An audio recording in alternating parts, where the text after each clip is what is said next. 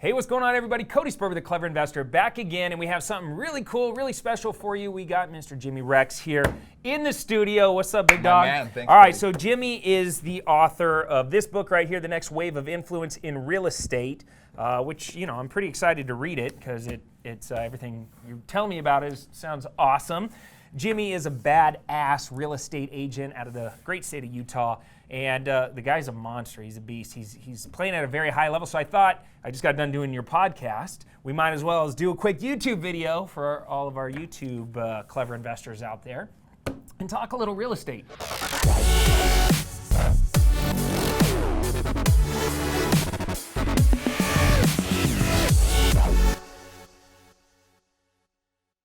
All right, so being a real estate agent, a lot of people that are watching this are probably like, should I be an agent? Should I not be an agent? Talk about your journey in the beginning. First off, what made you want to become a real estate agent? Well, yeah, so I, like most people that get into real estate, was exposed to somebody that was having a lot of success with it. And I just saw that was a career where you could have a really cool life. And then I got a hold of Rich Dad, Poor Dad. And, you know, I said, oh, this is how you make money in life. And I read it. And so I had assets, liabilities. That's right. I have these. I need these. I can't buy the car. I got to buy the asset to pay for the car. Got it. That's okay. Right. And so anyway, but yeah, so I got my license and I actually got my associate's degree, but here's how dumb I was. I didn't know you need to apply to a real college to get a 4-year degree. So I literally went in the day of classes and they're like, dude, you had to apply. So I had 6 months with nothing to do. And so I went and got my real estate license. And it was 2005, and you know, you just had to get in the way of as many deals as you could, and it just kind of took off. All right, so let's just kind of walk through it, though. You went and got your real estate license. About what does that cost? I think it was like $600. Okay, and you go to take you watch some videos, take some classes. How does that process work? Back then, there really wasn't the training like there is today. Like, you can't jump on and watch YouTube videos like you're putting out and everything else. So what I did is I had the Realtor magazine, and I went to the back, and there was like a training thing, and I bought it for like $100 and watched this thing, and it was okay. My broker didn't know what he was doing either. It wasn't until actually my first 6 months, I only sold 3 houses. I didn't know what I was doing. I was literally writing. To strangers or to friends and family? My brother, my buddy's dad, and I got one listing from a buyer that came to look at my brother's listing. That was the 3 deals I did. Okay. And so I was just like, I was drowning, you know. I was 24 years old, 23 years old. I didn't know what I was doing. And then I went to a seminar that taught exactly what you do to be successful in real estate. Paid like $500 that I didn't have. And after I took that, I just dove all into their training. I mean, I really devoured it and did exactly what they said. It exposed you to like a thought process. Oh, it was literally, I remember the flyer, because it was like, I always wanted to know how to work with for sale by owners, how to work with expireds, how to work with investors, how to have a listing presentation. I didn't have any of that. Mm-hmm. I was literally like handwriting envelopes and mailing out to my parents' friends. You know, I didn't know what I was doing. And so I was like, this is everything I wanted to learn. And I learned it. And they would give us a homework at this seminar every night. I'd go home and do it. And I was getting leads. I was like, oh my gosh. So I sign up. I mean, I did not have money. I had told them to hold my credit card and for 3 weeks for a deal to close. But I paid, it was $1,000 a month, which for me, it was a 12-month commitment. So at the seminar, they they sold you a program. Yes. That was $1,000 a month. And you didn't have money, so you were like, look, here's my credit card. Dude, day one. I have a deal closing. It will, if you try to run this, it's not going to work. Yeah, no. Literally, day one of the seminar, they kind of pitch it, soft pitch, and I'm like, $1,000 a month, that's more than I pay for my condo, like, mortgage. Day 2, I'm like, this is insane, but the homework kept working. Yeah. And so day 3, I'm like, I got to do it. And so I went up and you were me in I the realtor was, field. but dude, because I was committing so heavily, for me at that age, it was like such a commitment. I dove all in. I did it 100%. And by the end of that year, I'd sold 60 homes. Bam. Boom. It worked. I just had to do it. Yeah, you know what's funny about that is a lot of people can kind of like bash like seminars and workshops and stuff, but you get into that environment. You put yourself in proximity to people playing the game at another level, and you get exposed to those new set of principles. If you're an action taker, you can make something happen with that. Oh yeah, I mean, even if the instructor is not the greatest instructor in the world, you're the catalyst. You're just being exposed to that information. Yeah, yeah. I think people too often, you know, they want to find reasons stuff won't work. And for me, it was like I was talking to people at that seminar, and they were having success, and so I knew it worked if I did it. And I'm a little bit stubborn. I'm like, well, if they can do it, I know I can do it. And I just went and did it, and it worked. You know. There you go. All right, so. What was, like, obviously, you know, you're now at a place where, by the way, this guy's playing the game at a really high level today. doing multiple millions of dollars per year in commissions, right? Meaning you're selling a lot of houses. Yeah, I think that they came out with the stats, my brokerage the other day, and my team, just 5 of us, 4 agents and 1 admin, we're the #1 team on the Wasatch Front, which is, the 3 counties that make up basically where all the people in Utah live, if you don't include Park City. But yeah, I mean, we're killing it. We'll sell 250 homes this year. We've already closed over $2 million in commissions earned just between, the 4 agents. And we've really focused in on getting people. I surround myself with people that are excellent at what they do. So my job is just really network and provide the lead sources, and then my team, I can hand off any client, and I know they'll get them. They'll get a better experience with them than they would even with me. Cool. So now you're at a place now where you're not the broker. You're an agent. You have a team. Yep. All right, and your position on the team is to bring new agents in if you need to, and then bring lead flow in? Yeah, they call it the rainmaker. I mean, essentially my job is to coach and train the agents I've got to make sure that the deals all go through, and then honestly just to bring in lead flow and marketing. I think I'm somewhat of a marketing guru. That's my forte. I get about 40 to 50% of my leads through Instagram now. I kill it through Instagram, Facebook Live, some of the social media channels. And so I've been able to successfully transition where my job is to, network and bring all these buyers, bring all these sellers, and then make sure they get taken care of. But in the meanwhile, my team is the ones running the day-to-day, showing homes, doing all that. All right, now you open up a can of worms, now you got to share.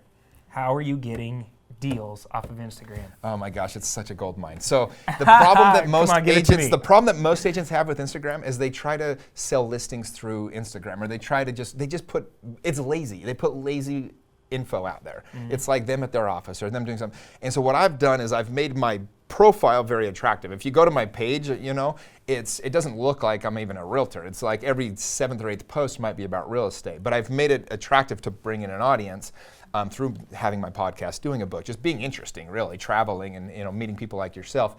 And then what I do is I use the stories anytime I have a deal, or so for example, a builder hired me and he had 34 properties and I sold 14 of them in one day using Instagram posts because I was given a little bit of a deal to the first 5 and then the next 5 and then the next 4. So in one day I sold 14 houses through Instagram. Or if you have over 10,000 followers, you can do a swipe up. So I swipe them up to my page with investment properties. I made a killer YouTube video about this $2 million home a couple months ago. My buddy who lives in San Diego swiped up his boss. He's like, he would love that house. Sends him the video. He comes in, buys it, 6% commission. I mean, I got $130,000 check off of a video from my Instagram. And this is the kind of stuff I'm doing that helps me stand out against my competition. So you're putting yourself out there, just consistently being interesting. Being interesting, like I'm not overselling. I don't, it has to be something that. And my rule of Instagram or with any social media channel is if it's not something you'd walk into a room of random friends and say, don't put it out there on your social media because otherwise you're just annoying them. But I'm always trying to make it cool and interesting and fun, and so people are actually very interested to see what I'm posting. And okay. Next question. I'm a brand new investor. I call you up. Am I going to get your attention? Like, let's say I'm a wholesaler. Yeah. Right? Because this is a struggle. A lot of wholesalers are like, no agents are taking me serious. Well, maybe the approach isn't right. So like when people approach you, when do you go, hey, this is worth one of my team members to start working with you? And when is it kind of like, dude, that's the wrong approach? That's a great question. It's a credibility thing. You have to, I'm not going to give my time to anybody, but if I feel like you can bring a deal that I'm actually going to work with, hell yeah, I'm going to. So I need to see something. Most of the time when wholesalers approach me, it's either just an email or a text. I don't even know who you are. I don't know anything about you. If you really have a good deal, like, hey, give me like 2 or 3 sentences, break it down, call me up, leave me a message, or send me a quick video that's 20 seconds. Say, Jimmy, got to check this out. I just sent you the details of this deal. This is one I know you can. I want this to be your first one. It's a good one because then you'll want to open the rest of my deals. All of a sudden, I'm like, who is this cat? And I'll start looking at the deal. And I have right now under contract. I think we have 56, 57 investors under contract. And we've had to send most of them out of the state, or send them to other states because there's only so many few deals left in Utah that cash flow well. But wholesale deals are exactly what I need in Utah. So it's getting enough information where I know you're serious. So I'm going to repeat real quick because I love that. Instead of just approaching with some lame text or some lame DM or a lame email, take some time, get creative, shoot a little video. Probably less than 1 minute in length. Said, hey, Jimmy, I didn't want to waste your time, and I wanted to bring put my best foot forward. So I'm sharing this deal with you. Here's the stats. I'm going to send you a little bit more extra information if you want to connect. I'd love to do some business with you, make you some money, and then we could do some future biz together. Exactly right. Just come from the right approach. Because real estate agents, they're commission-minded. Yeah. Right? And they're, especially if you have lots of listing signs, you're getting bombarded with calls from every direction. How do they filter it all?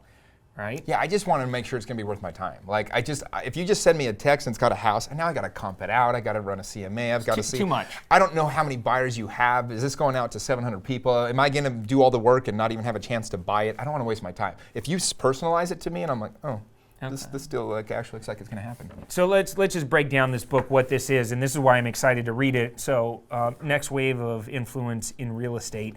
To explain the thought process behind this, because you didn't write. Yeah, so I'll give you a quick breakdown of this. So I used to be a part, when I sold 98 homes my second year, I was 25 years old. So I got taken under the wing of some really successful coaches and people that love to kind of show me to their audience, right?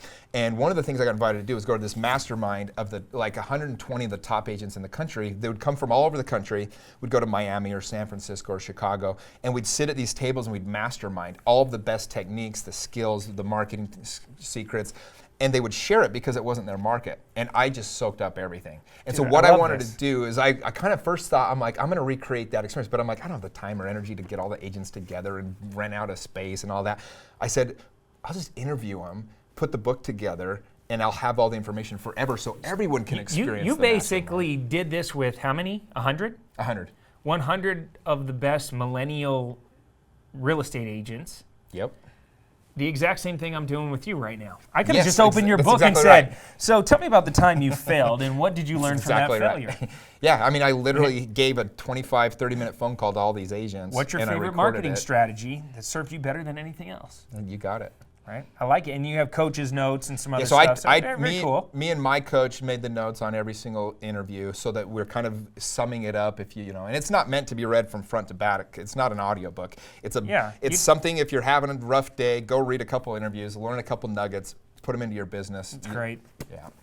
Love it. If they're brand new, just trying to figure things out, should they get their real estate license? Oh, 100%. There's so much opportunity in if you want to be an agent, but there's so much opportunity in every market. What if you want to be an investor? Not necessarily, no. I'd buy your course. That's what I'd do. I'd find any way I could to soak up all your information. Yep. And I mean, you've made hundreds of millions of dollars selling real estate. It's insane, what you've been able to do. So yeah, no, I wouldn't. I would literally, if I was starting today, I mean, I was literally listening to CDs from Carlton Sheets. Do you know who that is? Oh, yeah. If you listen to that shit, it's horrible. Oh, yeah. To have the opportunity to buy your course now for a couple $100 and to devour that and then to learn more and more from your videos and everything you're doing, that's honestly $100. I'm not just making this up. $100. Yeah, I'm not making this up. That's literally what I would do if I was starting today. All right, how do people connect with you? Jimmy Rex on Instagram. I'm Mr. Jimmy Rex. That's also my website, Mr. Jimmy Rex. You dropped some nuggets today. I'm gonna hook Jimmy up. There'll be a link. Is it on Amazon? Yep. All right, I'll put a link down below to the Amazon, to his book, if you guys want to grab that, The Next Wave of Influence in Real Estate. And when you come back to Arizona? Dude, I'm back here all the time. I went to ASU for my master's in real estate, so I come here quite a bit actually. Right, so well, I'll be back soon. We're gonna have to get you back in the Clever Investor Studios. Listen, if you got something valuable from this conversation, smash that like button. Drop us a comment down below letting us know what your biggest takeaway from this particular video is. And also, if you're brand new to the channel, let me know that you're new and I'll reply back with a free gift for you, and I'll hook you up for watching this video all the way to the end.